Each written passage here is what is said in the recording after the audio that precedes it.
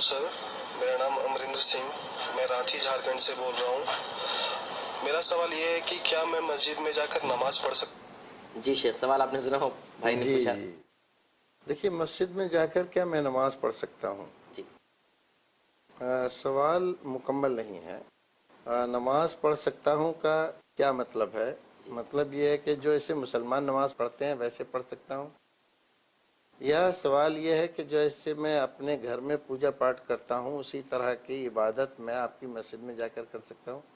ये दो माना उसके होते हैं। अब अगर माना ये है कि मुसलमान नमाज पढ़ते हैं, मैं भी जाकर नमाज पढ़ता हूँ, तो आप जा तो सकते, फॉर्मेलिटी कर सकते हैं, लेकिन इससे आपको कुछ फ़ायदा नहीं होगा सिवाय उठक बैठक के।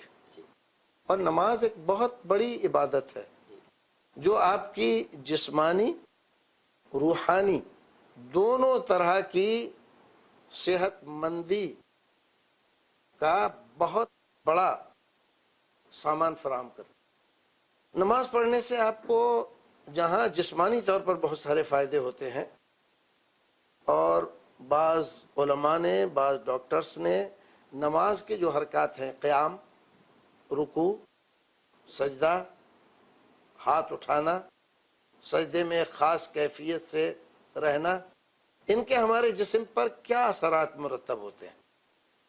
इससे पहले वज़ू जब हम करते हैं नमाज पढ़ने के लिए, पाकी हासिल करते हैं, वज़ू के क्या फ़वाइद हैं? हाथ धोने से, कोहनी तक हाथ धोने से, कानों का मसा करने से, चेहरे पर पानी डालने से, आँख, कान, मुंह, दांत, जुबान, इन तमाम चीज़ों की सफाई से क्या फ़ायदे हमें मिलते हैं। जिस्मानी तौर पर मेडिकल साइंस की नुक्ता नज़र से वो इतने ज़्यादा हैं कि एक आदमी अगर तासुब से दूर हट के उनको कभी सुनेगा तो इस्लाम की हक्कानियत को माने बगैर नहीं रह सकती। ये बातें आजकल मेडिकल साइंस बता रहा है। मेडिकल साइंस ने आज बड़ी रिसर्च के बाद, बड़े बड़े मशीनें बनाने के बाद इन चीज़ों को मालूम किया है, जबकि रसूल अकरम सल्लल्लाहु अलैहि वसल्लम ने आज से 1400 साल से ज़ायद अरसा पहले मेडिकल साइंस का कोई तसव्वुर नहीं था, तब ये इबादत बतलाई थी। और उस ज़माने में इन तमाम चीज़ों का ज्ञान होना, इनकी मारिफत हासिल होना और अपने मानने वालों को इनका हुक्म देना, ये इस बात को बतलाता है कि ये एक इंसान की तरफ से नहीं बल्कि इंसान को बनाने वाले की तरफ से हिदायत हैं, जो जानता है कि इंसान को किस चीज़ से फ़ायदा होता है, किस चीज़ से नुकसान होता है। और जो चीज़ें उसने बनाई हैं, आँख, दिन में 5 बार ठंडा पानी अगर आँखों पे कोई आदमी छपक के मारता है तो उससे आँखों को कितनी राहत, कितना सुकून और कितना फ़ायदा होता है। अगर नाक में पानी चढ़ाता है बांसे तक दिन में 5 बार आदमी, तो उससे क्या फ़ायदा होता है। दिन में 5 बार अपने दांतों पर उंगली फेर कर अच्छी तरह से अंदर से बाहर से, और अगर मिसवाक के साथ करके करता है तो दांतों, उनकी खूबसूरती और उसकी नकिल पर कितना बेहतर मुस्बत असर पड़ता है।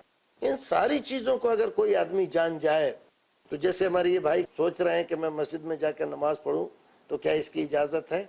तो उससे पहले तो आप वज़ू के फ़वाइद, वज़ू के फ़ायदे देखकर आप हैरान रह जाएंगे कि इसने कितनी बड़ी चेंजेस मेरी ज़िंदगी में ला दी है। तो आप नमाज पढ़ने के लिए जा सकते हैं, लेकिन बेहतर ये है कि आप इस दीन का कुछ मुताला करें, स्टडी करें।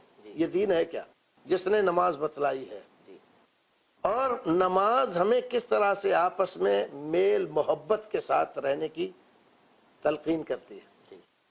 जब हम खड़े होते हैं एक सफ में तो किस कदर मोहब्बत पैदा होती है।